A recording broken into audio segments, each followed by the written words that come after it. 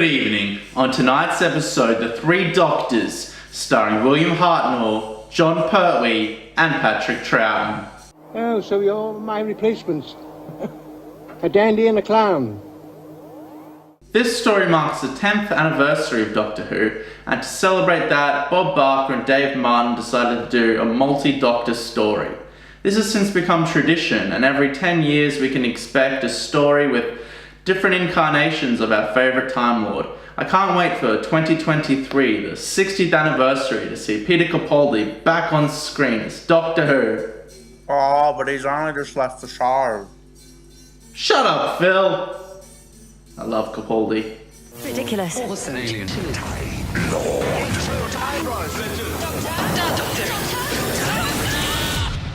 An alien threat is afoot, so the Doctor and Joe jump in Bessie and drive along to some odd descending electronic music.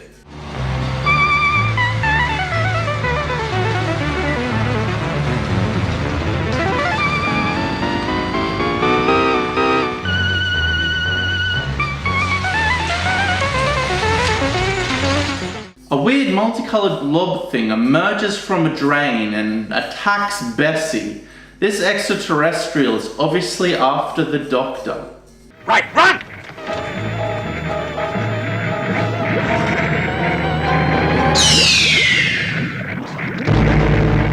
And then some cheap-looking aliens attack Unit HQ. They used a clever editing technique to make them appear out of nowhere.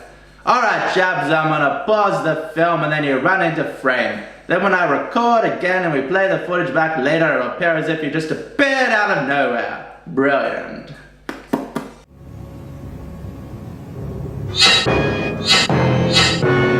Holy Moses!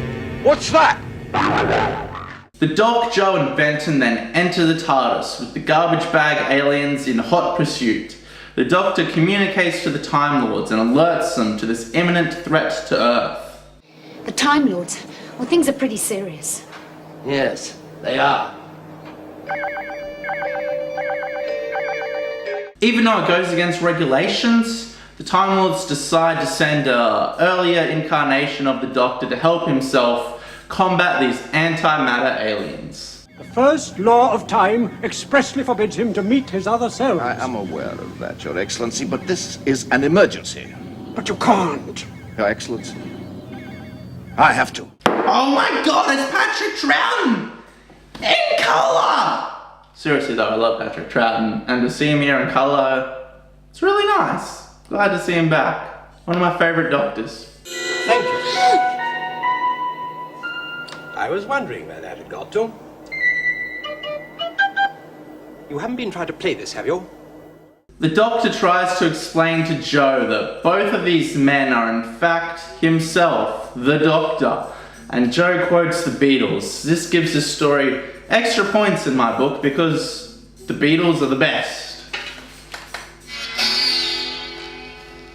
Oh, I was meant to turn it up and the Beatles were meant to be playing the song and ended just as I turned it up. Kinda ruined the gag. There you go.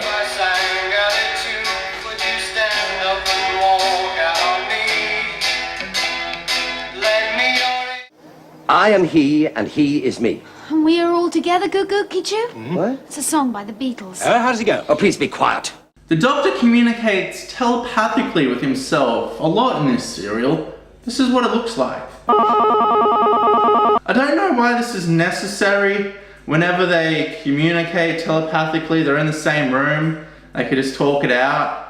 I guess they can converse quicker and process more information faster when they do it telepathically, so that's a benefit. But I feel like they could cause a lot of people epileptic fits out there, so, you know, that's not good.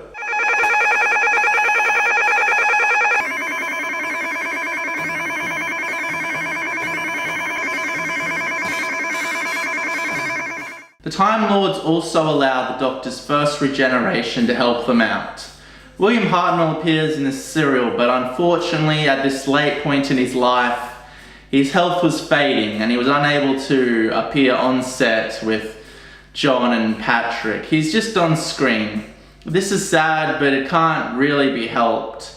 It's nice to see him again. He lacks the edge and the anger that he once had. He's very frail and weak, but it's good to see him one last time in the show. And at least they didn't recast him like they did in the Five Doctors. Now, what's a bridge for, eh? Well, crossing? Right. So stop dilly-dallying and cross it. No, wait! The Doctor and Joe travel through a black hole and are turned into antimatter and enter a strange alien world. Unfortunately, this is realised on screen by them in some old quarry in England. It would have been nice to see something more interesting and alien on film, but I completely understand the time and budget constraints of the show back here in the 70s. Let's go and take a look around.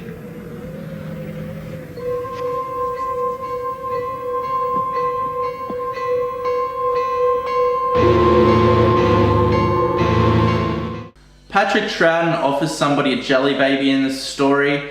I think I also remember either him or Pertwee offering someone else a jelly baby a couple of times.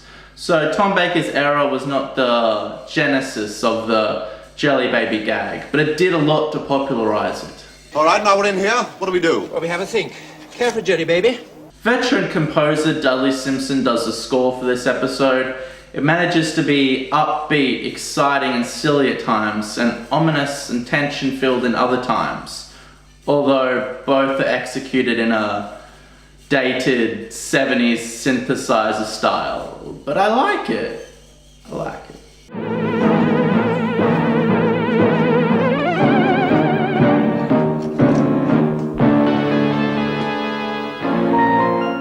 Omega is revealed to be the alien architect of this attack on Earth. He's a Time Lord tragic who was thought to be dead for some time. The design of his helmet and costume is very, very well executed. I was not destroyed. As you can see. Take the man and the girl. Omega is motivated to kill the Time Lords because he's bitter and juvenile about no one coming to find him after his assumed death. And it's revealed that the reason that he's been attacking Earth is because he wanted to get the Doctor's attention, to ask the Doctor to help him destroy the Time Lords. I can't help but thinking, hey, maybe a phone call would have been more appropriate in this instance.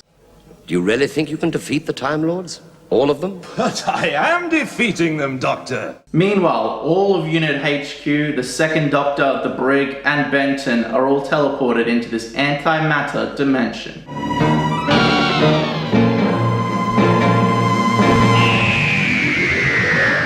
I think this story would function a lot better if the alien henchmen were designed in a functional way.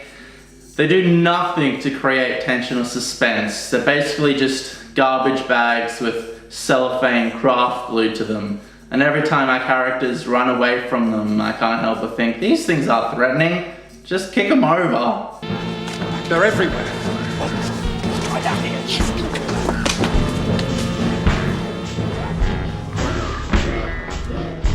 Exposition explaining Omega's backstory and significance create a sense of grandeur and threat.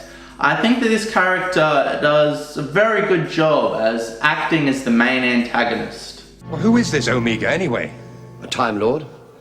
One of the greatest of all my race. Our race. Our race, sorry. Long, long ago, we learned the secret of time travel. The second and third Doctor obviously team up to destroy Omega. And for me, the best part of this story is seeing Pertwee and Troughton bounce off each other. They have good chemistry together. They have these little ego battles. They're both battling for power and always trying to argue over the top of each other. It's really good. It's interesting to see how similar these two Doctors are and how different they are at the same time. And it's actually a shame that the two of them are only in 2 stories together playing the Doctors. It would have been nice to see them in a few stories together because they do really work well together.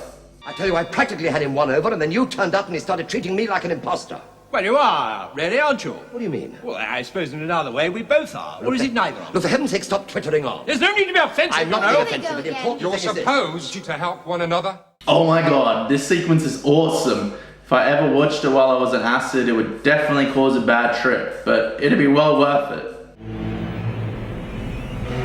Dark side of my mind.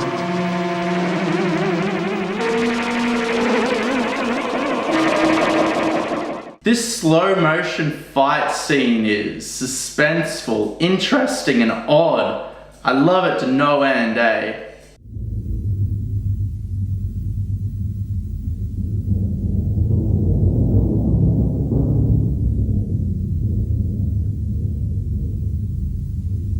So it's revealed that Omega has completely corroded in his infinite exile, and the only thing left of him is his will? Now, I'm not sure whether this makes any sense. I know nothing about quantum physics. Maybe it does. I don't know. But it doesn't need to make sense, does it? It's 70s sci-fi. Just enjoy the concept. You exist only because your will insists that you exist. And your will is all that is left of you. Omega has a theatrical, teenage-esque meltdown, and the Doctor's rightly legged. All things! All things! All things! Nobble him? I'm not gonna lie, this 70s British terminology sounds oddly sexual to me. Like Benton is suggesting that the Doctor gives Omega oral sex or something. Well, surely you can think up something to nobble this Omega bloke. Nobble him? You're talking about one of the most powerful blokes in the cosmos. In the end, a techno-babble explanation is provided to explain how all of our characters got home safe. There's even a farmer who was sucked into the antimatter dimension for some time, and he just was in a perplexed quandary the whole time. When he gets back, it's quite humorous. He doesn't really know what to do with himself.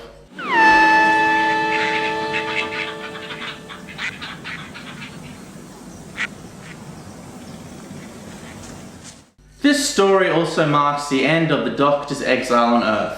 The Time Lords provide him with a dematerializing circuit and all of his previous time travel knowledge. They've forgiven me. They've given me back my freedom. In conclusion, I think multi-Doctor stories are always special, and this being the first does not disappoint. The highlight for me being Troughton and Pertwee's chemistry on screen together. It's a shame that Hartnell wasn't in better health and didn't play a bigger part in the story, but that couldn't be helped by anybody involved. The antagonist is compelling and has a really good design, and all of the other classic Who elements are there. They're in place and they function effectively. Thank you for watching, and it'd really help out if you could like, subscribe, and in the comments tell me how I got all the facts wrong and how my opinion is null and void. Thank you, and good night.